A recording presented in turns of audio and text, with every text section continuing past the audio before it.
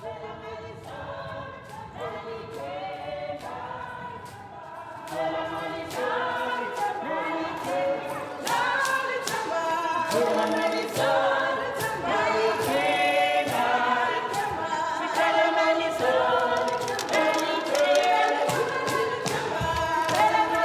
antiretrovirals and with the program, it has saved a lot of people's lives, and it has saved my children's lives as well. It's a dual thing you do for people. You make their bodies better and you give their lives meaning through art.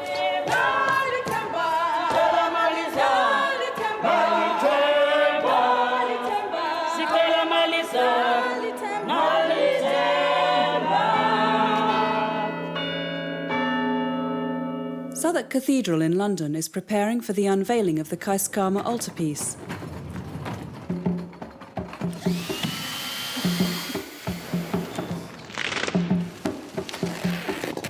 One goes here and one goes over there.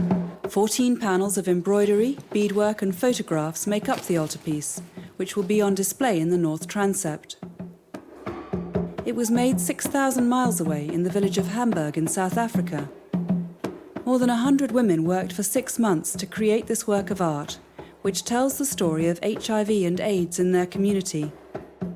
The idea came from Carol Hofmeyr, a doctor and an artist who runs the Keiskamma Trust in Hamburg. Is that better? Just that one.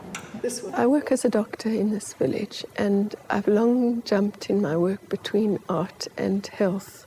It deals with AIDS in telling the story, telling stories, making people connect with other people who have suffered, making people see that their story is a story that counts and is valued. I think the point of it is to show that, and to show people that these are people with dignity like everybody else who've had to bear unbearable things. Be bright in the corner where you are. Be bright in the corner where you are. Where you are. Some of the women who made the altarpiece have come to London for the exhibition. They're rehearsing for an important fundraising event for the Keiskamma Trust.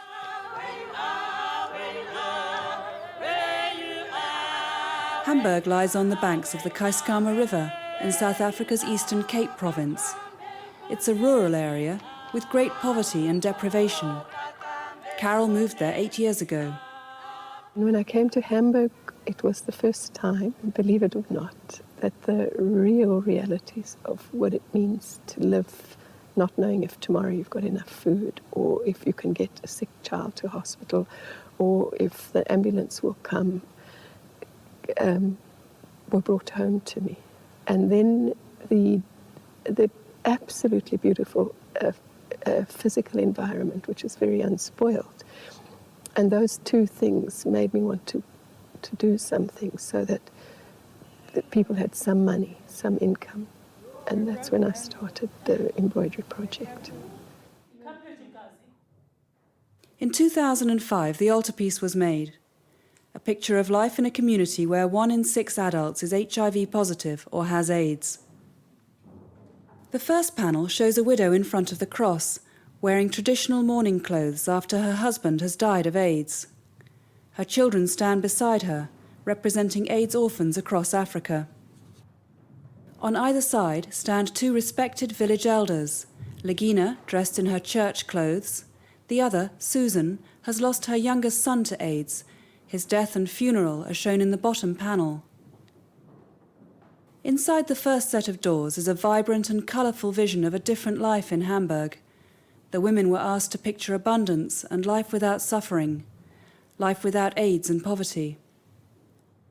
In an extraordinary coincidence, antiretroviral drugs, or ARVs, became available for the first time in South Africa while the women were sewing the panels.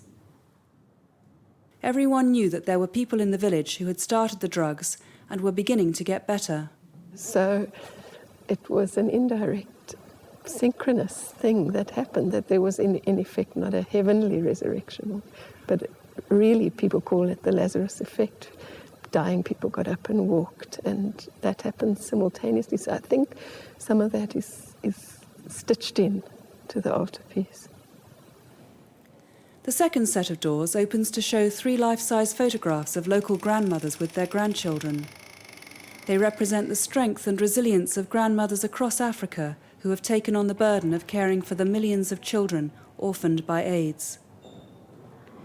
The outer panels show the Keiskamma River and the mountains, scenes of peace and tranquility. The artists have sewn their names here, and also the names of relatives who have died. When we made this in 2005, a lot of people still were not prepared to admit that family members had died, so it could have been very sensitive.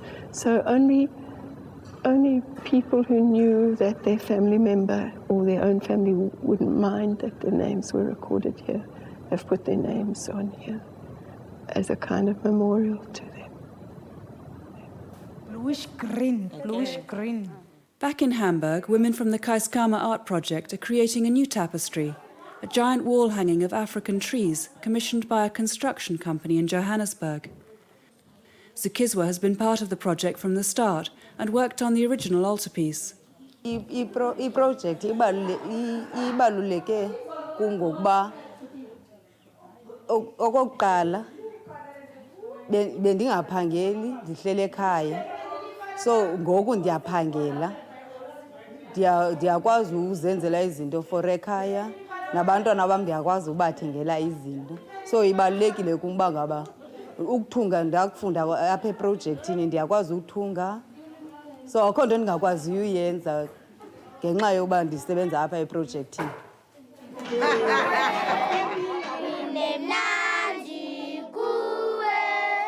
Zukiswa's elder daughter, Sinokono, is 10 today and the family is celebrating. Zukiswa is HIV positive, but neither of her 2 daughters is infected. Although she's now healthy, she knows how lucky she is. Her brother died of AIDS just before ARVs became available. Take it, you'll start tomorrow morning and then you can go home shortly. And I think Tandi's gone over each of the drugs and the side effects. We'll go over that tomorrow when you start. ARVs are now a way of life for many people, and AIDS is no longer a death sentence. Here at the Keiskamma Trust HIV and AIDS Treatment Centre, people come from villages all around to be assessed and begin their treatment. Carol started the centre and is the only doctor working there. She believes caring for people's health, enabling them to earn a living, and art are all closely linked. Well, there's very little point in making people better if they can't earn an income. And the AIDS epidemic all over Africa has made people realize that that the treatment of HIV is completely holistic. Unless you look at the family, unless you look at the income, unless you give people meaning for life, which is what art can do. People often recover their health quickly when they start ARVs, but they have to carry on taking them for the rest of their life. It's important to monitor them regularly, so the treatment centre employs a team of village health workers to do that. Nosisa is one of them. She looks after people in her village and the surrounding area. The exhibition of the altarpiece in London is raising money to pay her salary and the salaries of the other village health workers. Uziva right namhlanje? Ndiziva right, umzimba ubuhlungu. Nomvuselelo has AIDS and is on ARVs. It's a complicated cocktail of drugs twice a day, and Nosisa is checking that she's taking them correctly. Namhlanje nditye le Zerid, ndatya lo Triticin, nale Neveropin. Yeah. Okay. Kusasa ngo-8. Ngoku ndizawuphinda late ngo-8 nditye kwa ezi. Without village health workers, we would have almost no access to the homes and lives of the patients that we're treating. And in order to treat a patient, it's essential that you know what's going on at their home. And when there's a problem, someone can report it to us. Jobs here are scarce, and the money Nosisa earns from her work means she can pay for food for her family and for the education of her children. Kongo. Gena. Many people living with AIDS have other health problems and need the support of the village health workers. Pumza has recently been to hospital because of severe pains in her legs. The doctor gave her crutches and told her he didn't know what was wrong with her.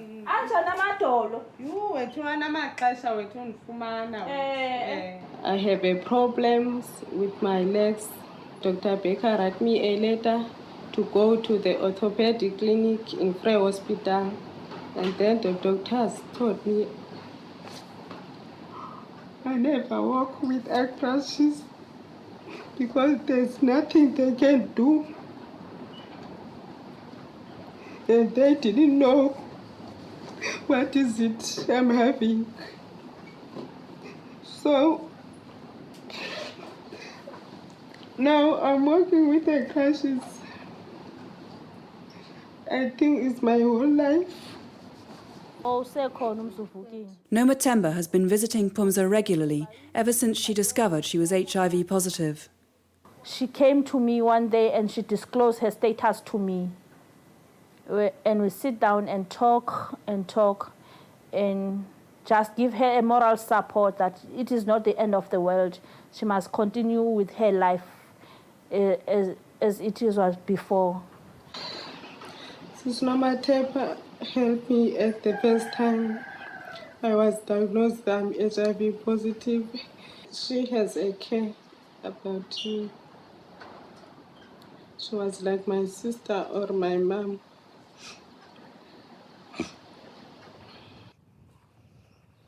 Caroline is also a village health worker, but she has first-hand experience of AIDS. She's on ARVs herself, so she knows exactly what it's like for the people she visits. Ezi pilisi ke umuntu akaziyeki uzitya ade ayokufa. Njengepilisi zeswekile, njengepilisi zepressure. Angathi umuntu awuziva engathi ubhetere, azilahle, aziyeke. Uzitya impela ezi pilisi. 17, 18, 19, 20. When I found out that I was HIV positive, I think about my children. They are too young. They need to go to school. They need a mother. So I stand up for myself and I said, I am going to help other people to be like me, to know that HIV positive is not the end of the world. For Carol, the health work and the art go hand in hand. For a long time when I worked in medicine, it began to seem pointless, and that's why I studied art, and art gives meaning, and people have to get better to get to a life that has meaning, and art is something that gives people that meaning. So it's a dual thing you do for people. You make their bodies better and you give their lives meaning through art. Eunice Mangwane is the grandmother at the centre of the altarpiece with her grandchildren. One is HIV positive. She also works as an HIV and AIDS counsellor at the treatment centre. The altarpiece, I would describe it as something that has broken the barriers between the infected and the affected people. It has brought healing within our community. It has brought hope within our community, this altarpiece, really.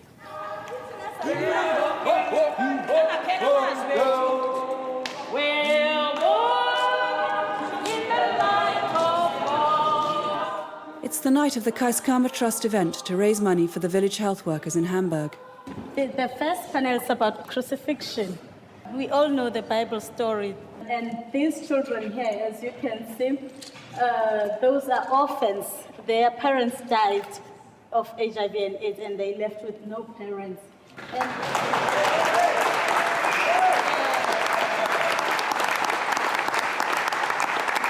On that side, you will see there is a tree of hope. Down there, you will find our community people. The evening ends with a message from Eunice, dedicated to all those affected by HIV and AIDS.